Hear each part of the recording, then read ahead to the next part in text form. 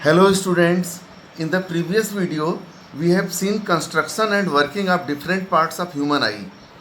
We have also seen that due to a very special property, that is power of accommodation, an eye can focuses on different objects at different distances so that a clear and distinct image is formed and we can see the different things in our surrounding. While looking around, a normal eye can see all objects over a wide range of distances from 25 centimeter to infinity.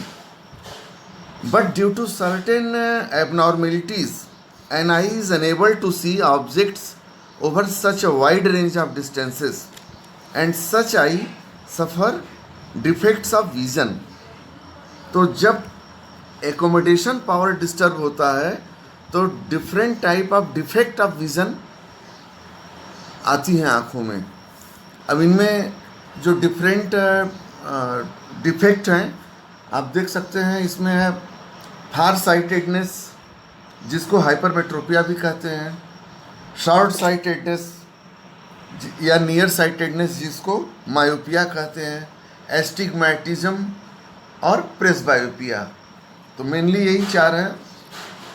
अब इसमें हम लोग एक एक करके सारे defect को समझने की कोशिश करेंगे कि क्या होता है. ठीक है, देखिए ये अक्सर स्टूडेंट्स को बड़ा कंफ्यूज करता रहता है, लेकिन मैं वीडियो इस तरह से बना रहा हूँ कि आप एक बार देखिए तो पूरा कॉन्सेप्ट क्लियर हो जाए और आपको चीज़ें समझ में आ जाए, कॉन्सेप्ट एकदम आपका. तो इसमें पहला डिफेक्ट हम लोग डिस्कस कर रहे हैं मायोपिया.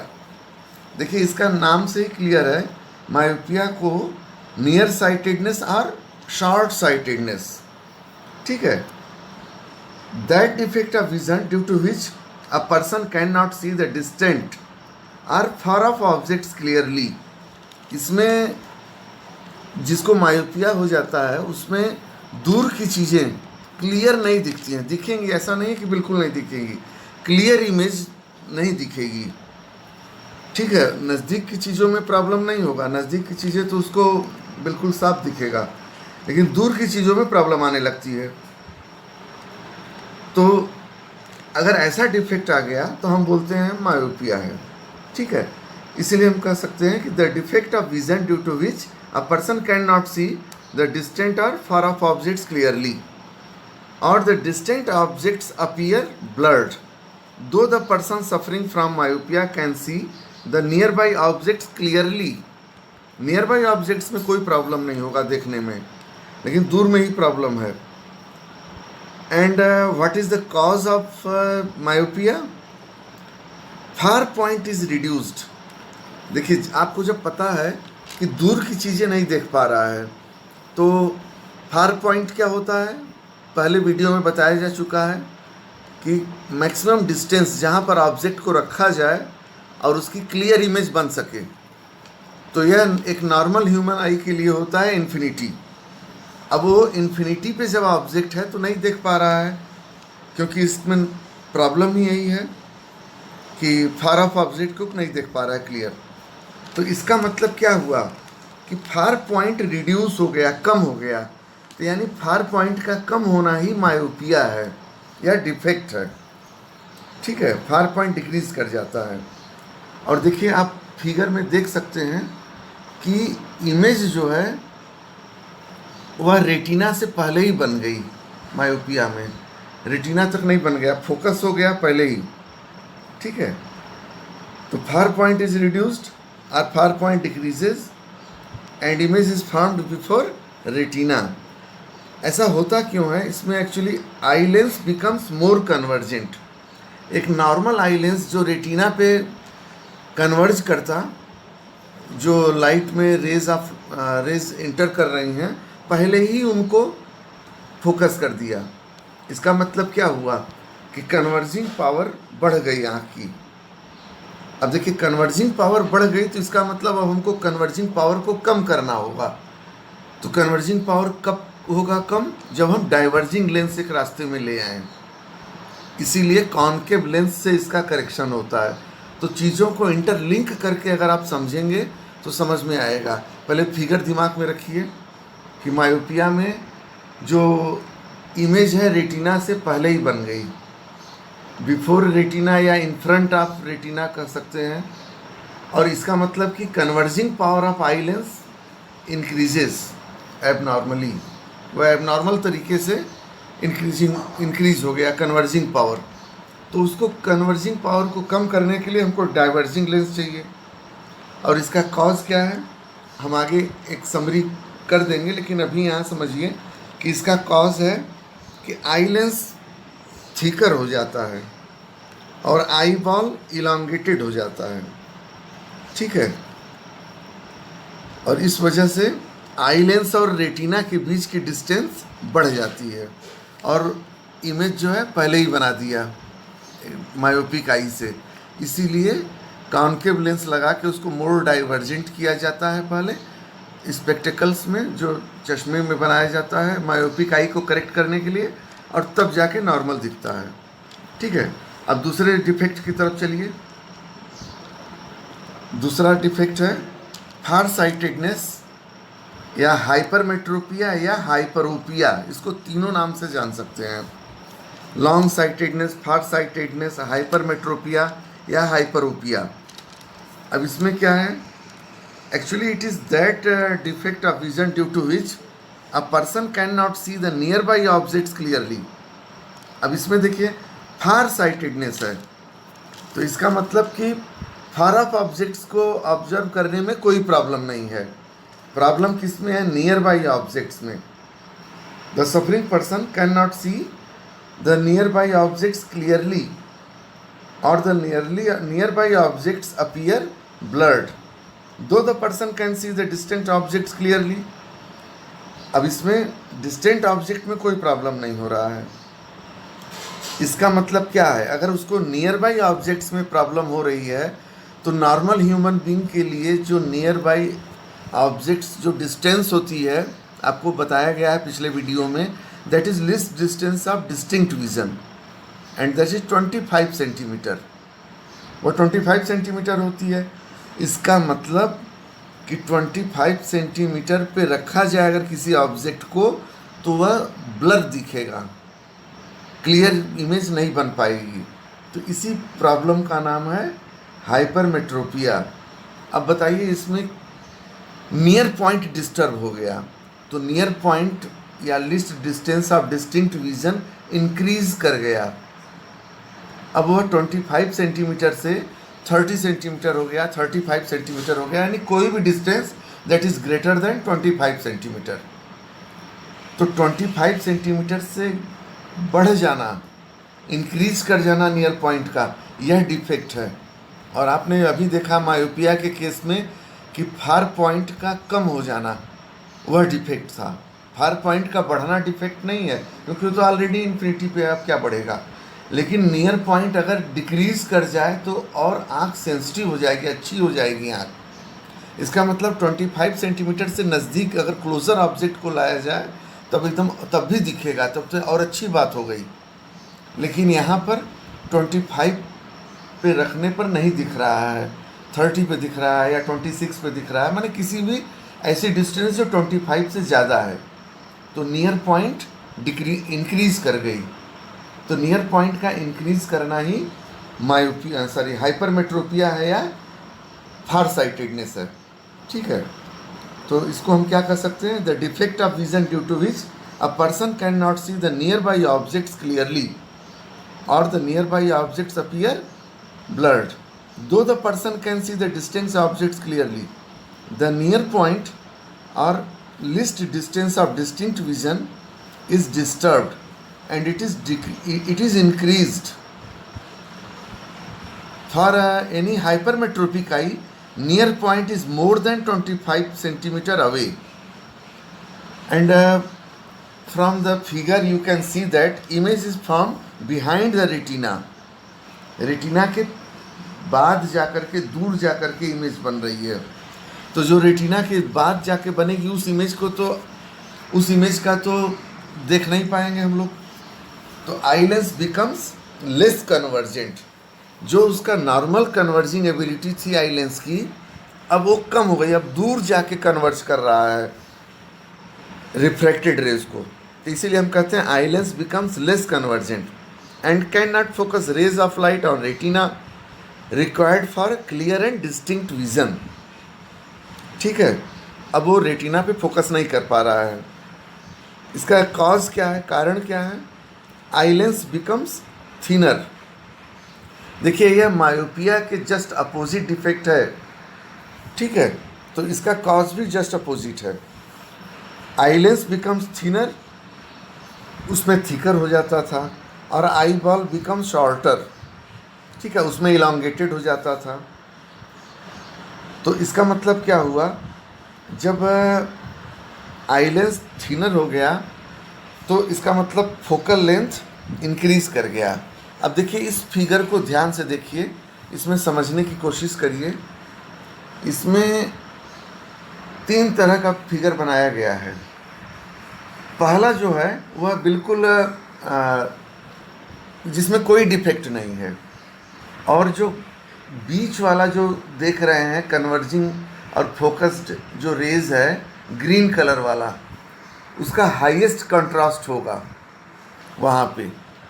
और देखिए मायोपिया में, जो मायोपिया में है उसमें ब्लू वाली जो लाइन है जो रेटिना के पहले ही बन रहा है, उसका हाईएस्ट कंट्रास्ट होगा। ठीक है, मायोपिया में। और हाइपरमेट्रोपिया में रेड वाले का हाईएस्ट कंट्रास्ट होगा। तो इसीलिए हाइपरमेट्रोपिया में बिहाइंड द मिरर बन गया, बिहाइंड द रेटिना, और मायोपिया में इन फ्रंट ऑफ रेटिना, और नॉर्मल आई में एग्जैक्टली एट रेटिना यहाँ पे बन रहा है। अब इसमें देखिए शेप जरा आप ऑब्जर्व करिए ध्यान से।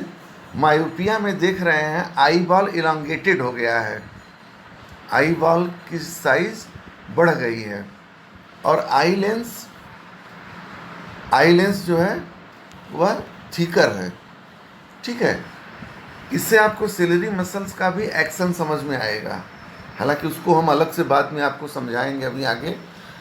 लेकिन हाइपरमेट्रोपिया में देखिए, हाइपरमेट्रोपिया में जो आई लेंस है वह थिनर हो गया, और आई बॉल भी क्या हो गया, वह आई बॉल भी शॉर्टर हो गया। आई बॉल के शॉर्टर होने से और थिन होने से यहाँ पे डिस्टेंस आई लेंस और रेटिना के बीच में कम हो गई। ये डिफेक्ट आ गया हाइपरमेट्रोपिया में। ठीक है, तो इस फिगर को भी आप दिमाग में रखिए। तो फिगर से चीज़ों को एनालाइज करने की कोशिश करिए। ठीक, अब इसके बाद देखिए यहाँ पे इस फिगर में आप देख सकते हैं सेलरी मसल्स का एक्शन, जो आपको बताया गया था जब वर्किंग ऑफ सेलरी मसल्स बताया जा रहा था। तो सेलरी मसल्स आप देख सकते हैं, इसमें पहले वाले फिगर में आई लेंस की साइज देखिए, आई लेंस जो है वह थिकर है। ठीक है, और इस तरह से जो इमेज है वह रेटिना पे बन रही है, और आई लेंस कॉन्ट्रैक्टेड है, कॉन्ट्रैक्ट पोजीशन में आई लेंस है। तो सिलरी मसल्स कॉन्ट्रैक्ट पोजीशन में है, तो उससे आई लेंस जो है थिकर हो गई और रेटिना पे फोकस हो रहा है। और दूसरे नीचे वाले फिगर में देखिए आई लेंस रिलैक्स्ड है, तो इस रिलैक्स्ड होने से क्या हुआ, सिलरी मसल्स रिलैक्स्ड है, मैं बार बार सिलरी मसल को आई लेंस बोल दे रहा हूँ। सिलरी मसल्स रिलैक्स्ड है, तो सिलरी मसल रिलैक्स्ड होने से क्या हो रहा है, आई लेंस थिन हो जा रहा है उसका शेप। ठीक है, रिलैक्स होने का मतलब एक तरह से तन जा रहा है, स्ट्रेस्ड हो जा रहा है, तो आई लेंस थिन हो जा रहा है। थिन होने से क्या हो रहा है, जो फोकस है वह रेटिना के बाद जा कर के हो रहा है। ठीक है, तो ये सिलरी मसल्स का एक्शन है। तो जब कॉन्ट्रैक्ट होगा तो आई लेंस इतना थिक या थिन होगी कि फोकस रेटिना पे हो रेज ऑफ लाइट का, और जब सिलरी मसल्स रिलैक्स हो जाएगा तो आई लेंस थिनर हो जाएगा, और थिनर होने से जो रेज ऑफ लाइट है वह बिहाइंड द रेटिना जा कर के फोकस हो रही है। तो यहाँ सिलरी मसल्स का भी एक्शन आप समझ गए। ठीक। अब इसके बाद इसमें तो अब देखिए इसके बाद एस्टिग्मेटिज्म है। एक्चुअली एस्टिग्मेटिज्म जो है, एस्टिग्मेटिज्म में क्या है कि यह एक तरह का ऑप्टिकल डिफेक्ट है इन विच विजन इज ब्लर्ड। उसमें स्पष्ट क्लियर नहीं दिखता, ब्लरी इमेज बनेगी। इट इज़ यूजुअली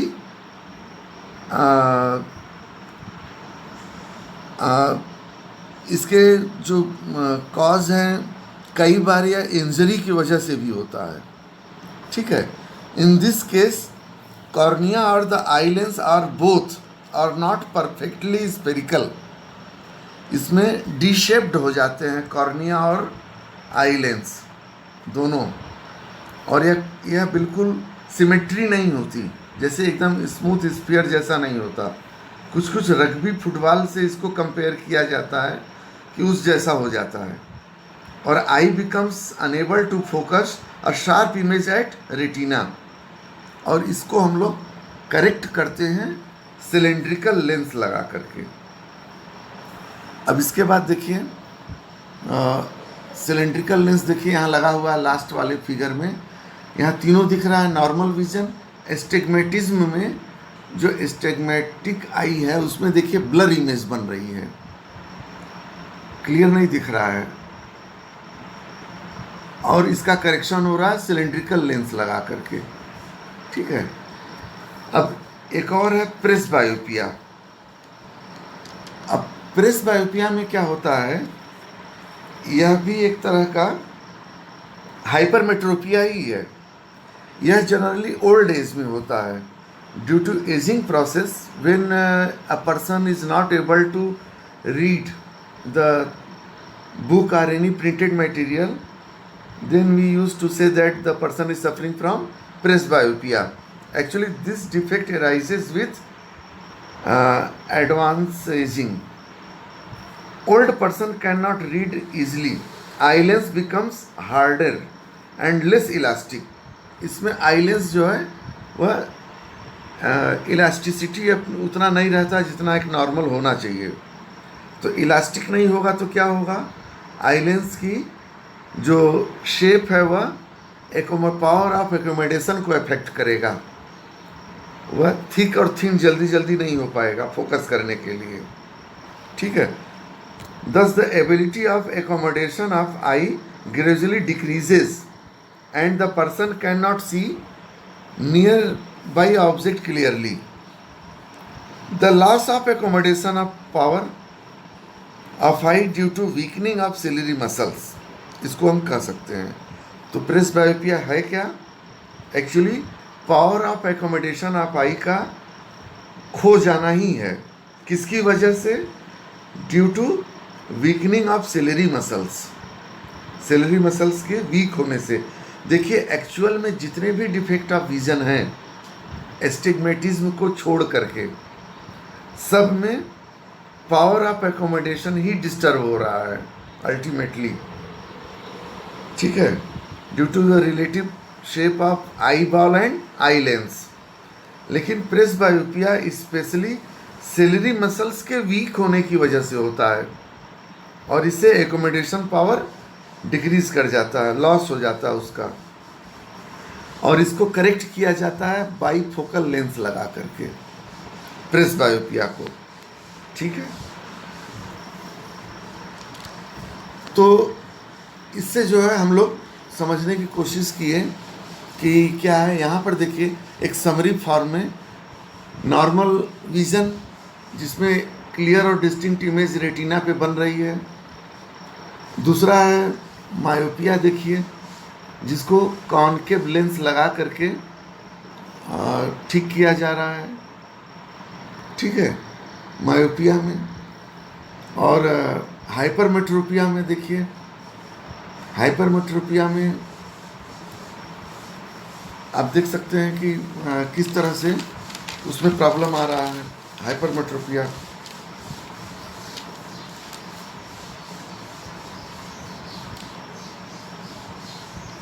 तो हाइपरमेट्रोपिया को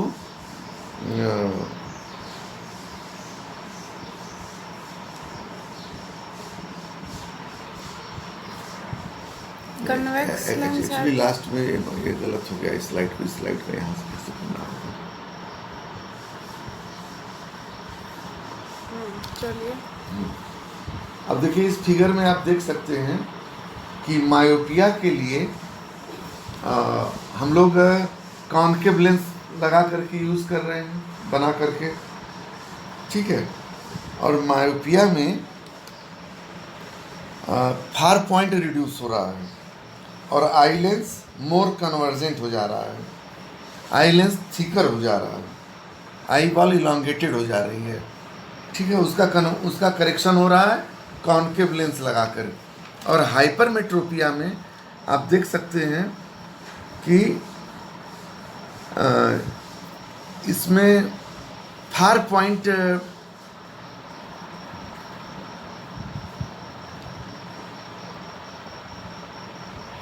इसमें नियर पॉइंट डिस्टर्ब हो रहा है।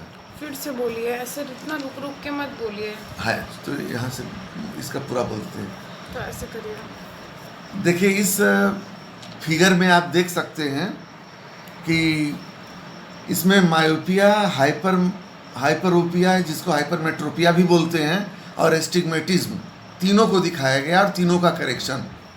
मायोपिया में आप देख रहे हैं कि कॉन्केव लेंस लगा के करेक्ट किया गया है। कॉन्केव लेंस क्यों लगाया गया है? क्योंकि कॉन्केव लेंस एक डाइवर्जिंग लेंस होता है। इसका मतलब हम आई लेंस के डाइवर्जिंग एबिलिटी को बढ़ाना चाहते हैं। क्यों? क्योंकि वह मोर कन्वर्जेंट हो गया था। मोर कन्वर्जेंट होने से क्या हुआ? Image in front of retina बन गई। अब हाइपरमेट्रोपिया में आप देखिए, हाइपरमेट्रोपिया में वह लेस कन्वर्जेंट हो गया, रेटिना के बिहाइंड इमेज बन रहा है। इसीलिए हमको एक कन्वर्जिंग लेंस लगाना पड़ा, और कन्वर्जिंग लेंस है कॉन्वेक्स लेंस, उससे लगा करके ठीक हुआ। और एस्टिग्मेटिज्म में सिलिंड्रिकल लेंस लगा के, क्योंकि ब्लर इमेज बन रही थी, ठीक है। यह deformity in the shape of cornea and eye lens due to injury, इसकी वजह से एस्टिग्मेटिज्म हो रहा था। स्टूडेंट्स, तो अब तक हमने रे डायग्राम के जरिए डिफरेंट डिफेक्ट्स ऑफ विजन और उनका करेक्शन समझने की कोशिश की। अब हम लोग एक वीडियो के जरिए इसको और समराइज करते हैं और कॉन्सेप्ट को और विजुलाइज करते हैं। एक्चुअली पावर ऑफ एकोमोडेशन जो आई की प्रॉपर्टी होती है, near by and far off objects को आई लेंस रेटिना पे फोकस करता है इमेज को, और हमको क्लियर कट इमेज दिखती है। लेकिन जब इस पावर ऑफ एकोमोडेशन ऑफ आई में एबनॉर्मेलिटी आती है तो डिफरेंट डिफेक्ट ऑफ विजन आते हैं। और ये डिफेक्ट ऑफ विज़न जो अलग अलग हैं, इसमें आप जानते हैं कि पहला है फार साइटेडनेस या लॉन्ग साइटेडनेस, दूसरा शॉर्ट साइटेडनेस या मायोपिया, तीसरा एस्टिग्मेटिज्म और प्रेसबायोपिया। अब हम लोग फार साइटेडनेस को समझते हैं। फार साइटेडनेस में the problem in see the near by objects, a person can not see the near by objects clearly but can see the distant objects clearly, ठीक है। इसमें एक्चुअली होता क्या है कि eye ball become shorter and eye lens become thinner, और इससे क्या होगा कि कन्वर्जिंग एबिलिटी कम हो जाती है और लेस कन्वर्जिंग हो जाता है आई लेंस, और इमेज जो है रेटिना के बिहाइंड बनती है, ठीक। लेस कन्वर्जिंग होने से पहले नहीं बना पाता, और इसको कॉन्वेक्स लेंस लगा करके करेक्ट किया जाता है। इसको मोर कन्वर्जिंग होता है कॉन्वेक्स लेंस, आपको पता है, तो एबिलिटी को बढ़ाया जाता है। जैसे रख देंगे कॉन्वेक्स लेंस स्पेक्टिकल्स में तो इमेज रेटिना पे बनने लगेगी और यह करेक्ट हो जाएगा डिफेक्ट, ठीक है। तो इस तरह से हम लोग इसको, दूसरा है शॉर्ट साइटेडनेस। शॉर्ट साइटेडनेस में क्या है एक्चुअली कि problem in see the distant or far off objects clearly, the person can not see the far off object. इसमें आई बॉल इलांगेटेड हो जाती है या बिकम मोर स्फेरिकल, और आई लेंस थिकर हो जाता है। इससे होगा क्या, मोर कन्वर्जेंट हो जाएगा और जो रेज हैं वह in front of retina focus हो जाएगी। आई लेंस फोकस कर देगा रेटिना से पहले ड्यू टू एबनॉर्मेलिटी, ठीक है। इसको करेक्ट करने के लिए, यानी मोर कन्वर्जेंट हो गया।